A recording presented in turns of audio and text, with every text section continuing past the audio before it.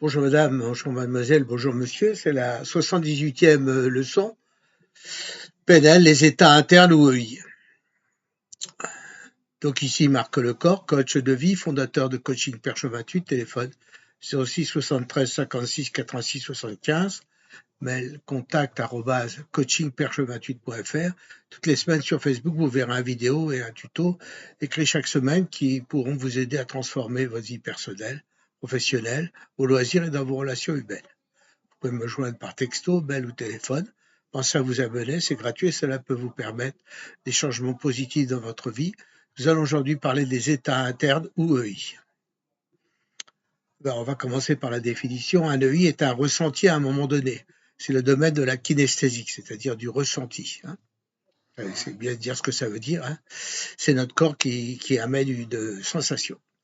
Catégorie d'états internes ou EI. Bon, il y a plusieurs personnes qui en ont parlé. Moi, je vous ai donné une liste, mais il y en a beaucoup plus que je vais en citer. Les sensations, le calme, la détente, la faim, le stress, le chaud, le froid, la douleur, le bien-être. Les sentiments, c'est une répétition d'émotions dans le temps ou une émotion dans un temps et un moment donné. Voilà, c'est pas du tout pareil. Un sentiment, c'est plus profond parce que c'est une répétition d'émotions. Donc la joie, le chagrin, la peur, la colère, l'érotisme, la tendresse, le désir, l'attachement, l'irritation, la crainte, l'amour érotique, la curiosité, la surprise, le dégoût, la tristesse, la hardiesse et la solitude, etc. bien évidemment. Voilà, je vous ai donné les catégories. Maintenant, on va parler de l'intérêt de la connaissance des états internes. Les états internes nous renseignent sur la manière dont nous vivons une situation, permettent d'évaluer si nos valeurs sont ou non satisfaites, sont utilisées en PNL, pour retrouver des expériences anciennes. J'en parlerai un peu plus tard, c'est ce qui permettra, quand on est dans un EI limitant, je vais en parler après, de pouvoir le chasser pour retrouver un EI positif ou ce qu'on appelle aussi une ressource. L'essence des EI. Un EI naît à la suite de l'interprétation du sens que nous en donnons à une situation. Je vois un serpent, j'ai peur, j'ai un état interne. Je vois une femme passer, ou un homme, suivant que je suis un homme ou une femme, je la trouve très jolie, ça m'amène une émotion. Voilà. Simulation externe, puis interprétation, puis état interne, puis comportement. Voilà, ce sont les 4 phases de ce qui se passe quand vous avez une sensation ou une émotion. Je répète.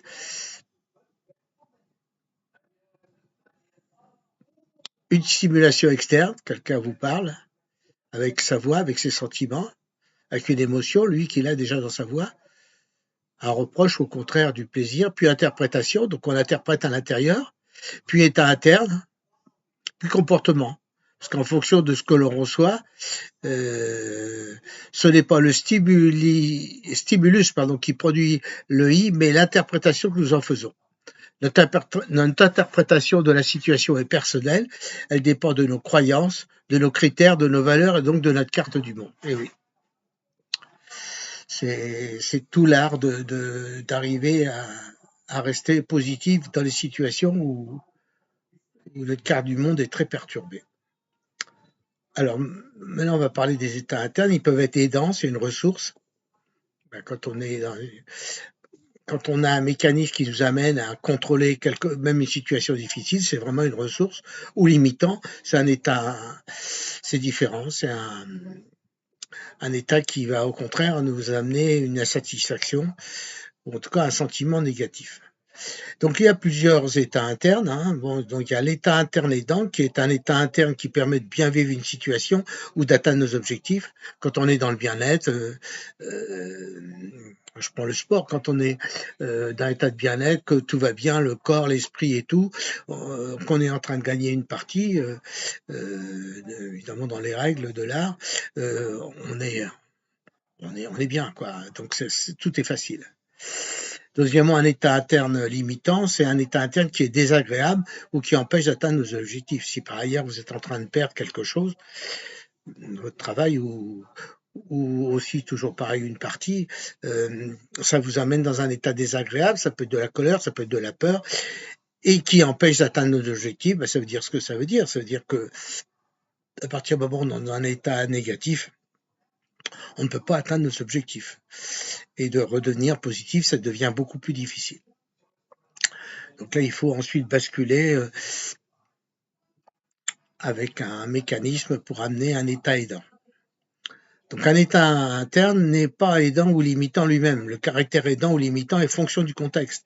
Oui, parce que c'est pas, il n'y a pas blanc et noir. Il y a le fait qu'en fonction d'une situation, suivant que vous parlez à Pierre, Paul ou Jacques, vous n'aurez pas du tout le même œil, le même état interne et